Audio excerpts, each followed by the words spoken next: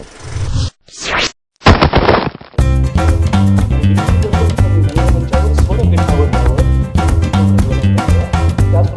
भाई सुरेश जी, देवियों सज्जनों, मेरे लिए बड़ी इज्जत की बात है मुझे बुलाया यहाँ पर।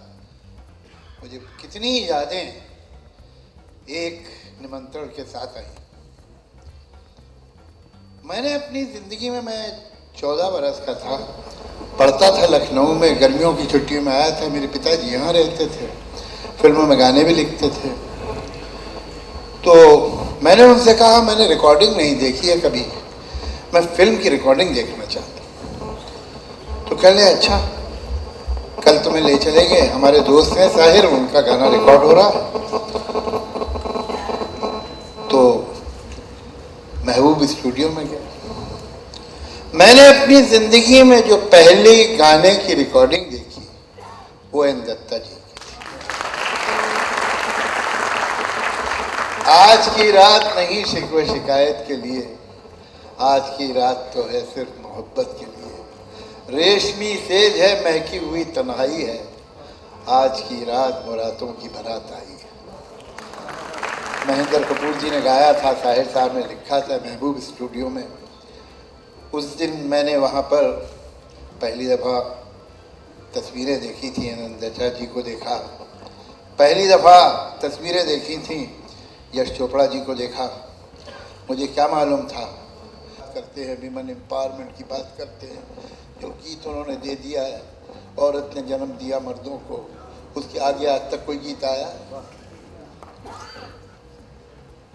संभले दिल, तड़पने और तड़पाने से क्या होगा, क्या गीत है। और ऐसा लगता है वो गीत जो है वो डुएट है, कि लगता है कि ये बातचीत चल रही कैरेक्टर। आप उसमें देखिए कि उसकी जो ट्यून है वो एक जगह विजंतीमाला गा रही है, दूसरी जगह दत्त साहब गा रहे हैं। ये गाना नहीं ऐसा लग रहा है कि ये गीत में, ये सुर में बातचीत हो रही है। ये सारी बातें चली गई। कहीं कहीं तो देखिए कितने सादगी है ट्यून की, तेरे प्यार का आसरा चाहता हूं। ये गाना आज भी आप जो 20 साल 22 साल के 25 साल के बच्चे हो, उनके सामने गुनगुनाना शुरू कीजिए, वो गाने लगेंगे आपके साथ। 1959 में रिकॉर्ड हुआ था। यहाँ हाल ये है, कितना हो गए, 60 साल होने को आ रहे हैं तकरीबन। यहाँ 6 दिन के बाद गाना नहीं याद रहता आजकल।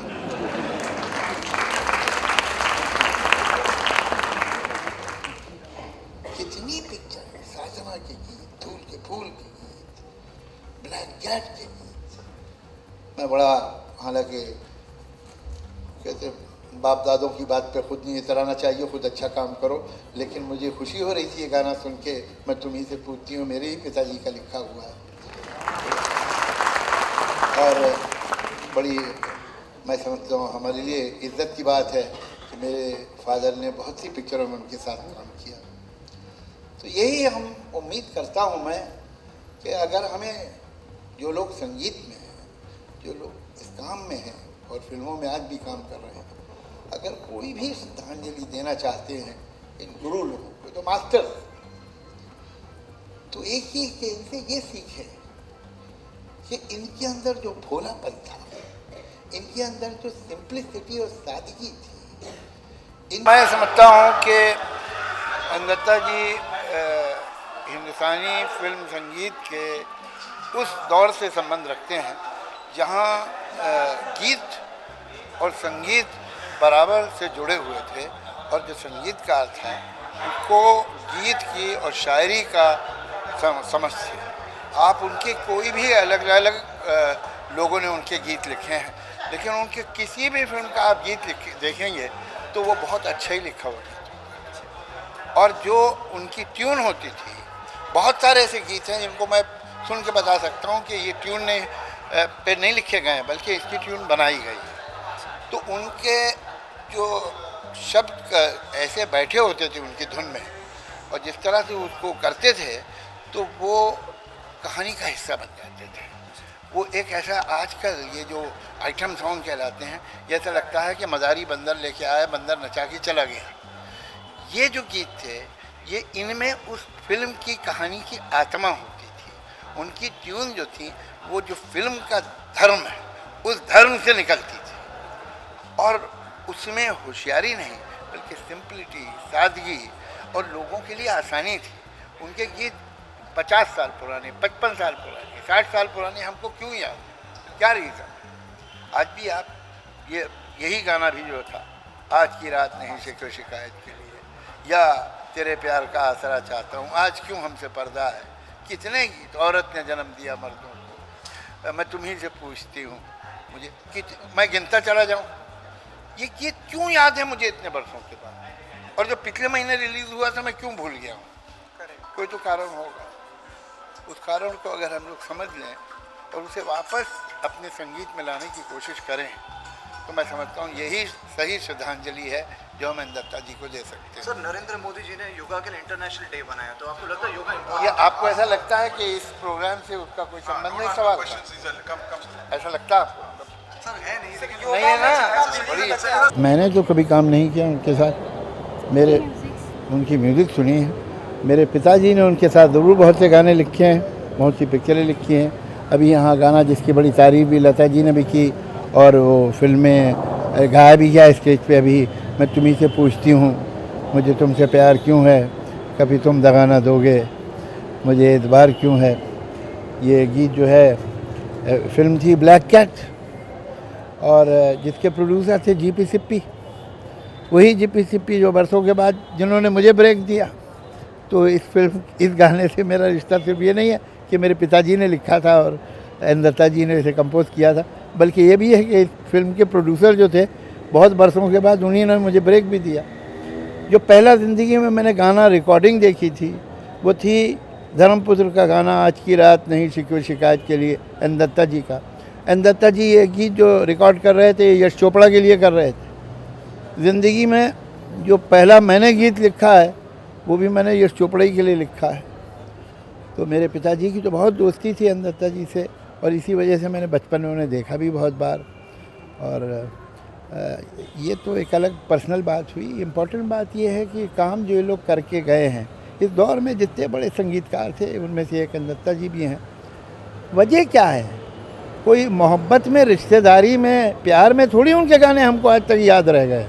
कोई गानों में खूबी होगी ना कि इतने बरसों के बाद हमें उनके गीत याद हैं और जो अब बनते हैं वो अगले महीने भूल जाते हैं हम। तो अगर आजकल के जो फिल्म मेकर हैं, जो प्रोड्यूसर हैं, जो म्यूज़िक डायरेक्टर हैं, वो गौर से इन गीतों को सुने और सोचे कि इनमें क्या बात है कि इतने बरसों के बाद याद है हमको, तो मुझे ऐसा लगता है भारतीय फिल्म संगीत का कुछ भला हो सकता है। मैं आखिर में जानना चाहूँगी, बॉलीवुड में आपके हिसाब से ऐसे कौन से सिंगर है जो लेजेंड आपके हिसाब से? अरे भाई, मतलब अब ये कोई सवाल है पूछने का? लता जी के होते हुए है ये पूछने वाला सवाल है? फिर कुछ आपसे जानना चाहेंगे कि क्या कुछ कहना चाहेंगे आज की शाम के बारे में? म्यूजिकल जर्नी है, कितना हंसी है। बहुत खुशी की बात है कि वर्षों के बाद हमारे प्यारे दोस्त दत्ता जी के साथ का ये फंक्शन हो रहा है, क्योंकि बड़े शर्मीले थे, ज़्यादा कुछ करते नहीं थे और पब्लिसिटी का जो एक होता है फिल्म इंडस्ट्री में वो उनसे नहीं था, वो अपने काम को ही बिलीव करते थे। मगर अच्छा लगता है कि उनके बेटे ने आज उनको लोगों तक पहुंचाने की फिर से कोशिश की है, इसलिए बहुत शुक्रगुजार होना होता है। आपसे जानना चाहिए किस किस्म का संगीत आपको अच्छा लगता है, पहले का जो संगीत था वो कि इस दौर का संगीत? देखिए, ये तो आपको भी पता होगा किस वक्त का, हर वक्त का अपना एक स्टाइल होता है जी। ज़माने के साथ जो होता है वो चलते रहता है, जो अच्छा है और ज़्यादा टिकता है। कुछ चीज़ ऐसी होती है, बर्गर है, पिज़्ज़ा है, फ़ौरन खाना पड़ता है, तो आज के ज़माने का म्यूज़िक उस तरह का है। Thank you. आपसे जानना चाहिए, नरेंद्र मोदी जी ने योगा का इंटरनेशनल डे बनाया, योगा कितना ज़रूरी होता है? आपको नहीं लगता योगा ज़रूरी है? जो परंपरा चला आ रहा है अपने वर्षों से, और वो इसमें एक ही प्रॉब्लम है कि खर्चा नहीं है ज़्यादा, तो इसको हाइप नहीं कर सकते। लेकिन इनर जो है, योगा अंदर की बात है और म्यूज़िक के साथ तो योगा लिंक है, तो वो चलेगा ही हर वक्त। लेकिन अच्छा है कि लोगों तक समझ ये बात पहुँची है, तो अच्छी बात हो गई है। मोदी जी ने खास करके इंटरनेशनल डे बनाया कि योगा कंपलसरी कर दिया उन्होंने, कि हर कोई योगा करना चाहिए। कंपलसरी तो नहीं करेंगे, विलिंगली करेंगे, लेकिन लोगों तक पहुँचाया है और जागृति आएगी, भाई अच्छी चीज़ है, वो समझदार लोग समझेंगे उसको और उसका इस्तेमाल करेंगे। बहुत बहुत शुक्रिया। अच्छा लग रहा है कि ये तो हर साल होना चाहिए, मगर बहुत सालों बाद उनको याद किया जा रहा है। और मैं उनकी फैमिली को बहुत बहुत बधाई देता हूँ कि देर सही दुरुस्त और ये प्रोग्राम हो रहा है। तो हम लोग सब जो उनको प्यार करते हैं वो श्रद्धांजलि देने के लिए आए हैं, और मैं उम्मीद करता हूँ कि ये प्रोग्राम हर साल होता रहेगा। सर, नरेंद्र मोदी जी ने योगा का इंटरनेशनल डे बनाया, तो आप क्या कहेंगे कि योगा कितना इम्पोर्टेंट होता है? नरेंद्र मोदी बहुत ज़्यादा इम्पोर्टेंट है, स्पेशली बॉम्बे जैसे या हर मेट्रोपॉलिटन सिटी में, क्योंकि योगा करने से एक तो सेहत ठीक रहती है और दिमाग भी ठीक रहता है। करेक्ट। और इंटरनेशनल डे जो बनाया नरेंद्र मोदी जी ने, आपको लग रहा है ऐसा डे बनाना बने? बिल्कुल बिल्कुल, इस तरह के डेज मनाने बहुत ज़रूरी है। बनिस्बत की कोई भी डे मनाया जाता है आजकल बड़े पैमाने पे, मगर मोदी जी ने एक बहुत अच्छा काम किया कि योगा डे मना रहे हैं। मैं बहुत बहुत बधाई देता हूँ उनको सबको। Thank you.